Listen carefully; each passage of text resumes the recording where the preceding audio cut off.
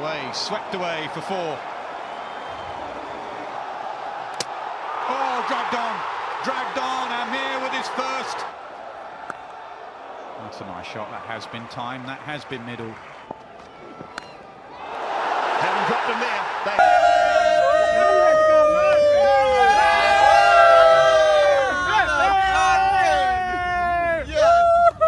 इस वक्त दुनिया की नजर इंग्लैंड में होने वाले वर्ल्ड कप पर लगी हुई है। क्रिकेट के दीवाने पाकिस्तान की क्रिकेट टीम की जीत के लिए पुरुम्मीद हैं। जर्मनी में भी क्रिकेट के दीवानों ने म्यूनिख में सजाया क्रिकेट का मेला, जिसका एहतमाम क्रिकेट क्लब ऑफ बायरन ने किया।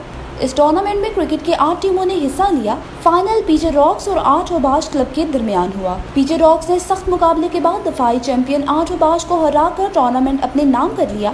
आखिर में टूर्नामेंट जीतने वाली टीम ने क्रिकेट क्लब ऑफ बायरन के सदर शारिक जावेद से ट्रॉफी वसूल की। पीजे रॉक्स